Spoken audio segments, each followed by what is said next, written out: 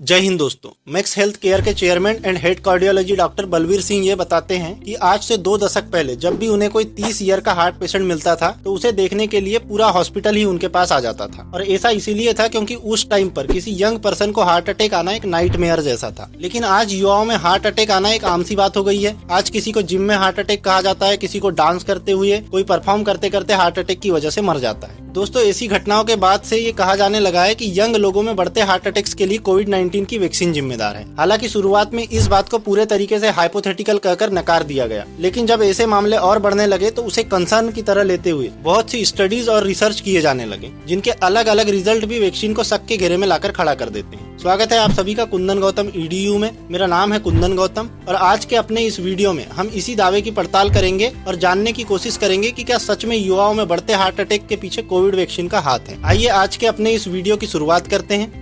दोस्तों, Chandigarh PGI MER के department of cardiology के हेड प्रोफेसर यशपाल शर्मा ने अपने यहाँ पर एक स्टडी कंडक्ट कराई, जिसमें यह मालूम चला कि कोविड-19 के दौरान चंडीगढ़ PGI में 624 हार्ट अटैक के मामले सामने आए और इसमें करीब 11.5% मामले 50 साल से कम उम्र के लोगों के थे। वहीं पोस्ट कोविड 443 हार्ट पेशेंट्स में से 13% 50 साल से कम उम्र के थे। देखा जाए तो आंकड़े देश के किसी एक मेडिकल इंस्टीट्यूट तक सीमित नहीं है, बल्कि देश भर के लगभग सभी हॉस्पिटल्स में ऐसा ही हाल देखा गया है। ये न सिर्फ भारत के लिए चिंताजनक स्थिति है, बल्कि पूरी दुनिया के लिए भी इसे गंभीर समस्या माना जा रहा है। हार्ट अटैक्स के बढ़ते इंसिडेंट्स और कोविड के बीच कनेक्शन की बात करें तो सबसे पहले सवाल कोविड वैक्सीन पर उठाए गए। दोस्तों, लोगों के मन में वैक्सीन को लेकर तरह तरह के डर तो थे ही, लेकिन हार्ट अटैक की इस तरह की न्यूज ने उसे और बढ़ावा दिया। अगर बात वैक्सीन और हार्ट अटैक्स को लिंक करने की करे तो इसकी शुरुआत शायद अमेरिकन हार्ट एसोसिएशन के जर्नल में पब्लिश एक आर्टिकल से हुई। आर्टिकल में वैक्सीन और हार्ट पेशेंट के बीच लिंक को दिखाने के लिए की गई एक रिसर्च पर आधारित था। दोस्तों, रिसर्चर्स ने प्रोटीन अनस्टेबल नेशनल सिग्नेचर यानी कि पल्स कार्डियक टेस्ट की हेल्प से इस स्टडी को कंडक्ट किया था। ये रिसर्च ऐसे 566 लोगों पर की गई थी जो कार्डियक क्लिनिक विजिट करने आए थे और इन सभी को रिसेंटली कोविड वैक्सीन का सेकेंड डोज लगा था। आइए सबसे पहले पल्स कार्डियक टेस्ट के बारे में समझ लेते हैं। दोस्तों, टेस्ट ब्लड सैंपल्स के 9 डिफरेंट मार्कर्स पर यह प्रेडिक्ट करता है कि आने वाले 5 सालों तक किसी को हार्ट अटैक का खतरा है या नहीं। जब सारे मार्कर्स के लेवल डिटरमाइन हो जाते हैं तो ये टेस्ट एक स्कोर जनरेट करता है और पल्स का स्कोर जितना ज्यादा होता है हार्ट अटैक का खतरा उतना ही बढ़ जाता है। ऐसे में जिन 566 लोगों पर यह टेस्ट किया गया था, उन सभी लोगों के ब्लड सैंपल्स में 3 आउट ऑफ 9 मार्कर्स वैक्सीनेशन के बाद से बढ़ गए थे, जिसमें हार्ट इन्फ्लेमेशन भी शामिल था। और इस तरह के इंक्रीमेंट ने उन लोगों के पल्स स्कोर को 11% तक बढ़ा दिया, यानी कि आने वाले कुछ सालों में इनके लिए हार्ट अटैक का खतरा 11% तक बढ़ गया। देखा जाए तो इसी रिसर्च पर आधारित आर्टिकल के बाद से पूरी दुनिया में पोस्ट कोविड बढ़ते हार्ट डिजीज को वैक्सीन से जोड़कर देखा जाने लगा।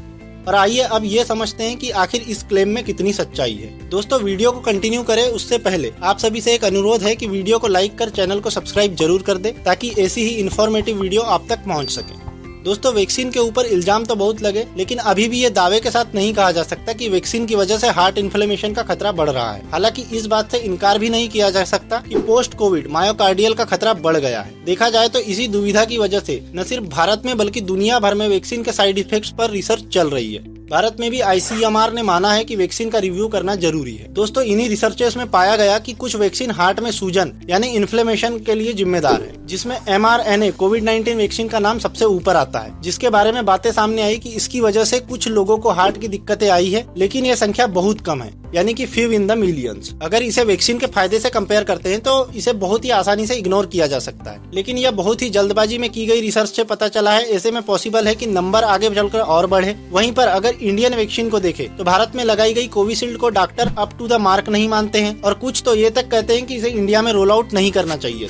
दोस्तों, ब्रिटिश इंडियन कार्डियोलॉजिस्ट डॉक्टर असीम मल्होत्रा ने कहा कि ऑक्सफोर्ड एस्ट्राजेनेका यानी कि कोविशील्ड कार्डियोवैस्कुलर इफेक्ट के लिहाज से रोस्ट वैक्सीन थी, इसीलिए उसे किसी को भी नहीं लगाना चाहिए। ऐसे में अगर हम ये मानकर चले कि वैक्सीन यंगस्टर में हार्ट अटैक्स का खतरा बढ़ा रही है तो आखिर ये कैसे हो रहा है, आइए इसे भी समझ लेते हैं। दरअसल ऐसा कहा जा रहा है कि कोविड की वजह से जिन लोगों में भी इन्फेक्शन हुआ उनमें ब्लड क्लॉटिंग्स बढ़ने लगे, जिस वजह से आर्टरीज और वेन्स में खून जम जाता और हार्ट ठीक से फंक्शन नहीं कर पाता। साथ ही उसमें इन्फ्लेमेशन बढ़ने लगता और इसी से हार्ट अटैक्स के केसेस भी बढ़ जाते हैं। देखा जाए तो ऐसा ही कुछ वैक्सीन लगाने के बाद भी हुआ, जिसमें हार्ट के मिडिल मस्कुलर लेयर में एक तरह की सूजन होने लगी, जिससे मायोकार्डाइटिस जैसे केसेस सामने आने लगे। साथ ही हार्ट्स भी कमजोर होने लगे। यही कारण है कि जो लोग 30 से 50 साल के हैं उनमें भी हार्ट अटैक्स देखने को मिल रहे हैं। लेकिन दोस्तों इन सब के बावजूद भी पूरे तरीके से ये नहीं कहा जा सकता था कि वैक्सीन की वजह से भारत में हार्ट अटैक के केसेस बढ़ रहे हैं, क्योंकि ये अभी बहुत नया है और इसे समझने और इसके जड़ तक पहुंचने में बहुत सी केस स्टडी करनी पड़ेगी। वैक्सीन को जरूरी मानने वाले लोग उसके सपोर्ट में ये आर्गुमेंट देते हैं कि पोस्ट कोविड हार्ट अटैक के बढ़ते खतरे की वजह वैक्सीन नहीं बल्कि खुद इन्फेक्शन ही है। यानी कि जिन लोगों को भी कोविड-19 इन्फेक्शन का सामना करना पड़ा था उनका हार्ट कहीं न कहीं कमजोर हो गया था और उसी की वजह से लोगों को हार्ट अटैक्स आ रहे हैं। दोस्तों आपको एक और रिसर्च के बारे में बताएं तो स्मिथ हार्ट इंस्टीट्यूट के रिसर्चर्स ने पाया कि पोस्चरल आर्थोस्टेटिक्स टैकीकार्डिया सिंड्रोम होने के रिस्क वैक्सीन के बाद 5 टाइम्स कम हो जाते हैं। दरअसल पोस्चरल आर्थोस्टेटिक्स टैकीकार्डिया सिंड्रोम एक ऐसी कंडीशन है जब शरीर के ऊपरी हिस्से में ब्लड नहीं पहुंच पाता, तो ऐसी सिचुएशन में ब्रेन तक ब्लड ले जाने की कोशिश में दिल की धड़कनें बढ़ जाती है। ऐसा आमतौर पर खड़े होने पर होता है जब 1 मिनट में हार्ट की स्पीड बहुत ज्यादा बढ़ जाती है और हार्ट अटैक का खतरा बढ़ जाता है। वहीं भारत में हुई रिसेंट स्टडीज में सीधे तौर पर कहा गया कि वैक्सीन और हार्ट अटैक्स में कोई भी कॉमन लिंक नहीं है, यानी कि वैक्सीन के कोई लॉन्ग टर्म साइड इफेक्ट नहीं है। एक रिपोर्ट PLOS ONE नाम के एक जर्नल में पब्लिक हुई है। 1578 हार्ट अटैक पेशेंट की केस हिस्ट्री के